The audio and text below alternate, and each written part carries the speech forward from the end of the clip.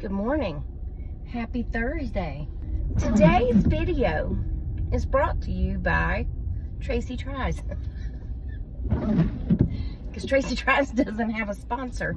Hey, waving lady. Today's video is going to be about being short, okay? I'm going to try to include some short stories. Not like that, though. About being short. So, last night, we go out to walk Penny after the girls came over. And David comes outside. And he calls Phoenix a shrimp. And Phoenix says, "I'm not a scrimp." And Naomi says, "It's not scrimp, Phoenix, it's shrimp. Shrimp. There's no K anywhere in it." She said, "That's what I said, scrimp." And she said, "No, not scrimp, it's shrimp." Anyway, they're having this debate back and forth. So Phoenix looks at David and says, "Well, you're still pregnant." I said, Phoenix, that's not nice." And she said, "Well, he called me a scrimp." I said, "Phoenix, that just means short." And she goes, "Oh." I said, "Yeah, see, you're turning around and calling people pregnant when they're not. They just have a big belly. But all they're doing is saying you're short." Now, I, being of a very short stature, I don't take offense to people calling me short unless it turns into that's all you talk about. Like, there's more to me than my almost 5-foot frame, okay? I would still like to say that I used to be a little bit over 5 foot tall. 5 foot and 0.5 inches tall. Yeah.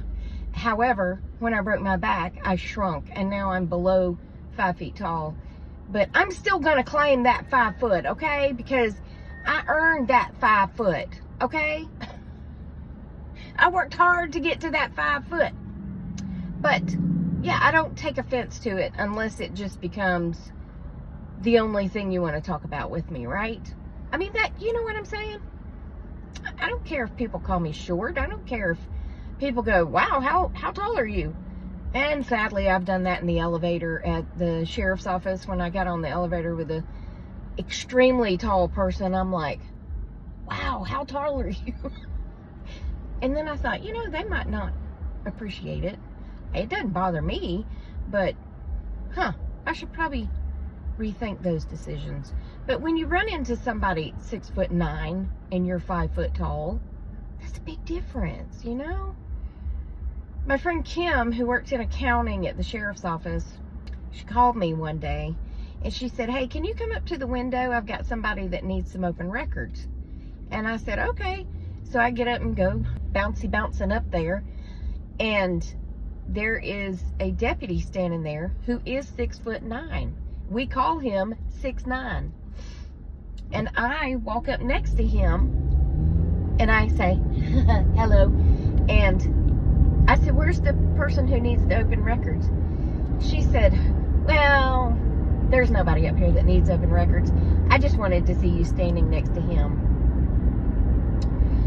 So I roll my eyes and I look at Wilson and I say, "Have a good day." And I turn around and walked off. Now, did it make me mad? No, it didn't make me mad. Yeah, so I had to get on to Phoenix twice for calling David pregnant.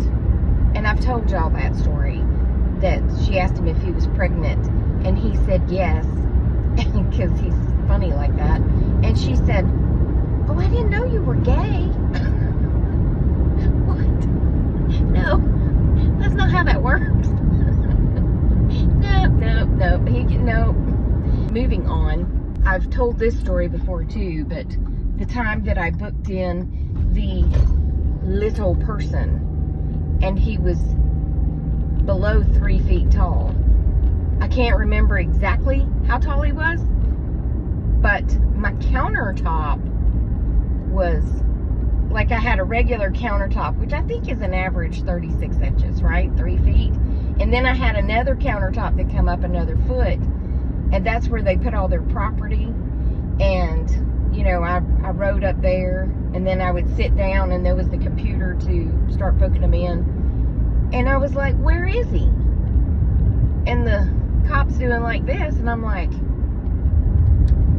I mean, does he need medical? Is he flat of his back? I'm like, can you use some words for me, sir? Because I need words. Where is he? Is your neck hurt? I mean, like, where is this person that I'm supposed to be booking in, sir? And finally, the deputy walks out there to pat said sir down, and the deputy squatted down on his knees. And I'm still not picking up what they're putting down, right? I'm like, what is going on? Because even a person in a wheelchair, I could see him. And I like stretch as far as I can, and I finally see this little man looking up at me. I said, oh, because, you know, I can't be cool about it. Oh, there you are. And then I had to, you know, book him in. But it was very awkward, not because he's a little person, but because I normally sit down and they're above me, and I'm, you know, how tall are you? How much do you weigh? Blah, blah, blah, blah, blah. No, with him, it was awkward for me because I had to stand up and I had to shout over because it was a very wide countertop. It came out on both sides. Plus, I had that desk coming out from under it, so it was awkward to just stand up and lean over that anyway when you're short. So I'm like, how tall are you? And he's like looking up. And he said whatever he was, like, I don't know, 3 foot tall. And I was like, how much do you weigh? Okay, this one has nothing to do with short, but this is a jail story that I was reminded about the other day. The Hispanic guy comes in. He speaks decent English, so I book him in. And then he goes and gets on the phone. Then they bring another Hispanic man in. He speaks nada. No habla inglés. I spoke the least amount of Espanol at the time, and I could not get him to understand me, or at least that's the way he acted, okay? Because sometimes they would lie. I mean, I've heard them flat out tell me that they didn't speak any English and then turn around and start talking to somebody in English. I've heard that. I've seen that. I saw it when I went to court one time. He was standing before the judge, and his attorney was telling him he doesn't speak English and that they needed an interpreter and blah, blah, blah. And I walked out behind him, and he started talking to his attorney in the clearest amount of English you've ever heard. Yeah. But this guy, I truly believe he didn't speak English. And I called the other Hispanic guy up. Sometimes we had a deputy there that spoke Spanish, and they would help me book in, but I didn't have one at the time. Or we could call the international hotline for a translator, and they would help me book them in. But this time, I just called that guy up, because if you had an inmate that was nice, then we just would borrow their services. And I said, can you help me with him? Oh, see. He comes up there, and I'm asking him the questions, and he's asking him. So it's like Jose and Juan. So I say to Jose, I ask him his address, and then he asks Juan, and Juan says his address, and then Juan tells me, and blah, blah, blah, blah, blah. On and on it goes. So then I explained the bond to Jose to tell Juan. And then he turns and tells him, and then he says, can he use the phone now? And I said, yes, dial 9 to get out. That was just a thing I always said, even though Jose already knew it because he had already used the phone. But, you know, you get in the habit of saying these things. So he goes over there to use the phone, and he calls his employer. Now, this is where it gets funny, because his employer is Chinese. He worked for a Chinese restaurant, and he called his employer, and he was trying to talk to them. And that's how I know he wasn't trying to fool me and he actually spoke English. No, he was trying to talk to his Chinese employer, and they couldn't understand him. So Jose gets on the phone, and this is, I mean, I am like rolling behind the counter, and he goes, one is in jail, and he needs for you to come get him out. He is charged with like speeding and whatever, and his bond is this. No, don't fire Juan. He needs the job. He loves you. No, he loves you. He needs you. Do not fire him. No.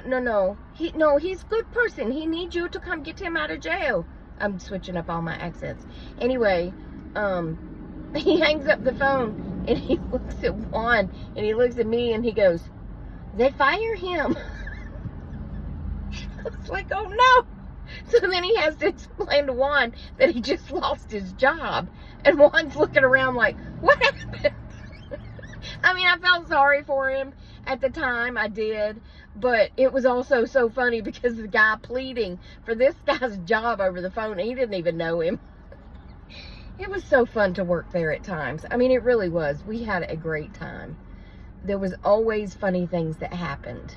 A lot of laughs happened at the jail, but anyway, I'm at the office, so I'm going to go to work now, and I'll talk to y'all later, okay? Toodles. All right, I'm home now, off from work. There's Penny, because everybody always wants to see Penny. Penny, say hello. I think I just got cussed out in dog language. She's like, what are you bothering me for? I just laid my head down and got to sleep. You had to go and wake me up. Anyway, I hope y'all have had a great day. It's a beautiful day here. And it's, you know, if summer could be like this, I could live like this all year long. Because it's not too hot. It's sunny. It's breezy and easy breezy, beautiful cover girl. Yes, it's perfect. It's the perfect date.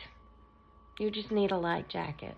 But you don't really need a light jacket. That's from that movie, Miss Congeniality. So, anyway, remember, I love you. Jesus loves you. We hope he's coming back soon because people be crazy.